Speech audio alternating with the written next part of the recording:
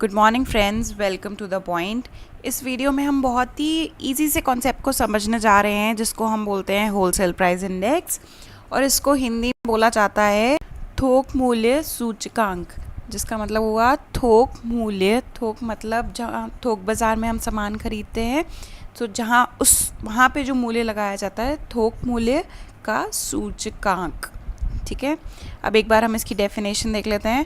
It is an index that measures the change in the prices of the commodity at the wholesale level. चलिए friends, अब हम ऐसा करते हैं, पहले मैं आपको एक एग्जांपल देती हूँ, उसके बाद आपको ये जितना भी सब कुछ लिखा है ना, ये एकदम से क्लियर हो जाएगा। तो अब हम चलते हैं कि एक इंसान लेते हैं और उसका नाम रखते हैं हम राज। ठीक है, राज गया एक दुकान पे, जब मान लीजिए रिलायंस पे गया। ठीक है, अब वो वहाँ से क्या लेने गए, उसको आप बोलते हैं कि चलो भैया आप चावल ख़रीद लाओ। तो उसने जाके ख़रीदे 1 किलो चावल, और चावल का मूल्य लगाया 20 रुपये केजी। तो जब राज रिलायंस स्टोर से चावल लेने गया तो उसको मिले चावल 20 रुपये पर केजी पे। तो अब क्या ये जो 20 रुपये पर केजी के रिलायंस को भी इसी प्राइस पे मिले होंगे? रिलायंस ने भी तो ये कहीं से, एक फैक्ट्री से या किसी होलसेलर से ये ख़रीदा होगा ना। तो क्या ये 20 रुपये पर केजी में लाए होंगे? नहीं, ऐसा कभी भी नहीं हो सकता, वरना वो कमाएंगे कैसे? तो आप मान लीजिए अगर रिलायंस ने किसी फैक्ट्री से ख़रीदा है, तो हम मान के चलते हैं कि ये इसको 16 रुपये पर केजी पे लेके आए होंगे। तो आप देखिए, दो ट्रांजैक्शन है। एक तो ट्रांजैक्शन हो रहा है राज और रिलायंस के बीच में, है ना। तो इस ट्रांजैक्शन को तो जो मॉनिटर करता है वो है कंज्यूमर प्राइस इंडेक्स।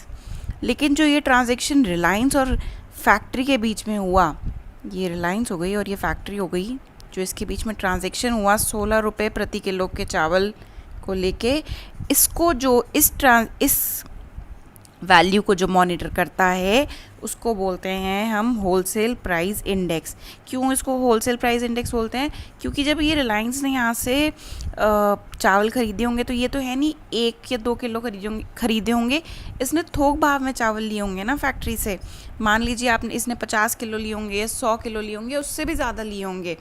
तो ये थोक भाव पे चीज़ का प्राइस तय किया गया था, ना कि रिटेल पे। रिटेल पे तो हम जैसे लोग, आप मैं जैसे लोग खरीदते हैं, या और जो स्टूडेंट्स हो गए। पर ये जो रिलायंस खरीदता है, ये थोक भाव पे सामान खरीदते हैं। जितने भी जो शॉप्स होती हैं, जो वो फैक्ट्री से या किसी होलसेलर के पास जाके सामान खरीदती है, तो वो एक थोक भाव पे सामान को लेके आती है, जिसको वो मार्केट पे बेचते हैं प्रॉफिट पे। तो उस प्राइस में जब चेंज आता है, उस प्राइस के चेंज को कौन मॉनिटर करता है? हमारा होलसेल प्राइस इंडेक्स।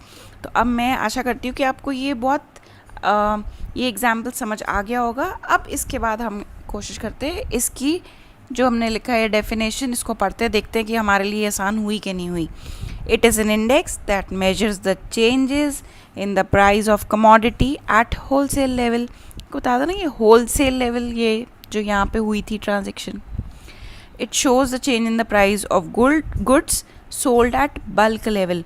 यहाँ पे क्या कर रहे थे हम? गुड्स थोक भाव में खरीद रहे थे ना, जिसको हम इंग्लिश में बोलते हैं bulk level. This indicator helps government to track या measure the inflation and growth in the economy. अब ये जो इंडिकेटर है, ये हमें क्या रिकॉर्ड करने में या क्या पता लगाने में मदद करता है? हमारी इकोनॉमी में ग्रोथ कितनी हो रही है और इन्फ्लेशन कितना बढ़ रहा है। अब आप ये इन्फ्लेशन कैसे बताती है?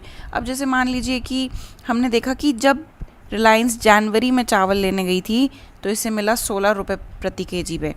जब रिलायंस ने फरवरी में 50 किलो चावल खरीदे, तो इससे मिला मान लीजिए 16.5। फिर जब इसने मार्च में लिए तो ये 18 हो गया। तो अब क्या देख रहे हो? ये प्राइस बढ़ रहा है, मतलब महंगाई बढ़ रही है। जो चीज़ पहले 16 रुपये में आ जाती थी, अब उसके लिए 18 रुपये देने पड़ रहे। तो इससे क्या समझ आ रही है कि महंगाई बढ़ रही है, हमारी जो थोक मार्केट में जो प्राइजेस हैं वो बढ़ रहे हैं। तो इन सब से क्या ये दोनों चीज़ें पता चलती है। It just tracks the changes in the price of goods only, as the service is something which cannot be sold in bulk। भाई बहुत सीधी सी बात है कि जो ये थोक बाज़ार होती है, यहाँ पे सिर्फ गुड्स ही तो बिकते हैं। आपने कभी सर्विसेज को थोक भाव में बिकते हुए देखा है? कभी आपने देखा है कि ड्राइवर की सर्विसेज थोक भाव में बिक रही है, या जो नर्स की सर्विस होती है वो कभी थोक भाव में या किसी थोक की मंडी में उसको बिकते हुए देखा है? नहीं, वो बिक ही नहीं सकते ना। आप उसको कैसे स्टोर करोगे अपने पास? आप जो ये हमारी नर्स की सर्विस होती है उसको आप स्टोर करके रख सकते हो, जैसे कि हमारे प्याज, टमाटर, आलू, चावल है, गन्ने हैं, इनको तो आप स्टोर करके रख सकते हो। आप 500 किलो, 1000 किलो और पता नहीं कितने क्विंटल आप इसको स्टोर करके रख सकते हो। लेकिन क्या आप सर्विसेज भी स्टोर करके रख सकते हो? जी नहीं, आप नहीं कर सकते। कैसे करोगे उसको स्टोर? क्योंकि सर्विस तो एक ऐसी चीज़ है ना जो हम मांगते हैं उसी टाइम ही प्रदान करी जाती है। आप उसको किसी डब्बे में या किसी मशीन में आप उसको स्टोर करके नहीं रख सकते। तो अगर जब आप उसको स्टोर करके नहीं रख सकते तो आप उसको थोक मार्केट में कैसे बेचोगे?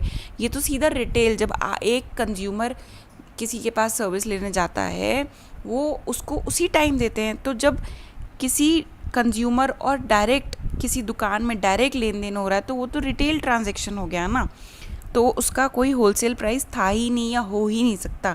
इसलिए जो ये होलसेल प्राइस इंडेक्स है ये सिर्फ गुड्स के प्राइस को ट्रैक करता है और सर्विसेज के प्राइस को ट्रैक नहीं करता, और उसका रीज़न मैं आपको बता चुकी हूँ। आइए एक बार ये डायग्राम देखते हैं। जो मैंने पीछे बनाया था वो उसको यहाँ पे समझा रखा है कि ये थे हमारे राज जी, जो ये गए लेने राइस 16 रुपये किलो में। ये हो गई हमारी रिटेल शॉप्स।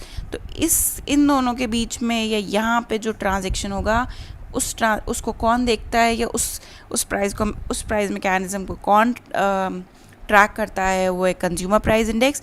और जो रिटेल शॉप्स और फैक्ट्री आउटलेट्स या फार्म के बीच में या फार्मर के बीच में जो ट्रांजैक्शन होता है, जिस दर पे होता है, उस इंडेक्स को बोलते हैं WPI या थोक भाव सूचकांक। अब हम इसके बारे में थोड़ा और डिटेल जान लेते हैं।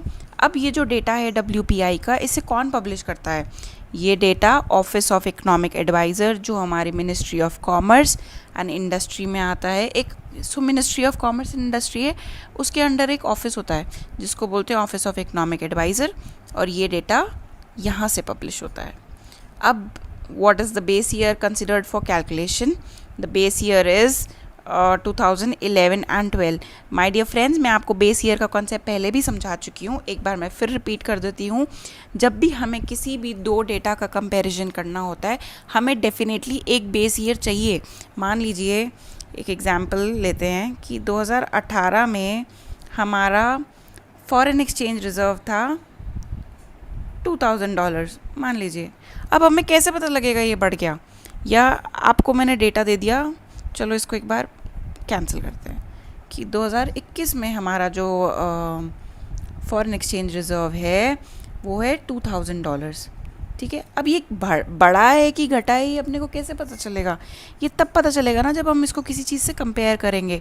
और अब हम कंपेयर करने के लिए एक कांस्टेंट फिगर को तो लेना पड़ेगा, और वो कांस्टेंट फिगर जो या कांस्टेंट प्राइस या कांस्टेंट रिज़र्व लेते हैं हम एक बेस ईयर मान के चलते हैं। तो हमारा जब WPI को हमें कंपेयर करना पड़ता है कि हमारे जो प्राइजेज़ हैं ये घटे हैं या बढ़े हैं, तो इसके लिए कौन से ईयर के प्राइजेज़ को हम कंसिडर करते हैं? जी, हम करते हैं 2011-12 के प्राइजेज़ को कंसिडर। ठीक है, अब what goods and services are considered in calculation? तो सर्विसेज तो जैसे मैंने आपको बता दिया, हम तो करते ही नहीं हैं सर्विसेज को कंसिडर। अब आए गुड्स पे, तो टोटल ऑफ 697 आर्टिकल्स, इतने आर्टिकल्स को हम कंसिडर करते हैं WPI के कैलकुलेशन में। अब इसमें क्या होता है, इन गुड्स को हम 3 कैटेगरीज में डिवाइड करते हैं।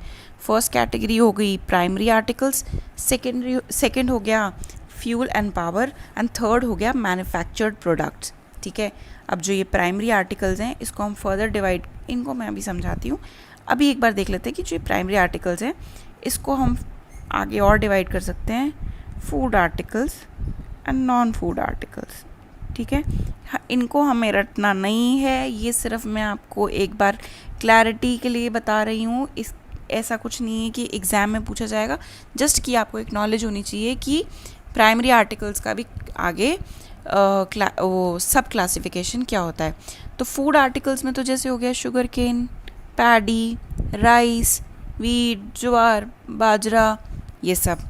नॉन फूड आर्टिकल्स में क्या होता है, नॉन फूड आर्टिकल्स में जैसे आप मान लीजिए आपके कपड़े हो गए जिन्हें हम एपरल्स बोलते हैं, ठीक है।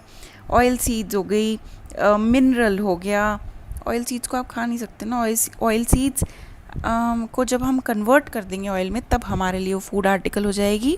तो ऑयल तो यहाँ आ जाएगा, लेकिन जो ऑयल सीड्स हैं वो आएंगी नॉन फूड आर्टिकल में, ठीक है ना।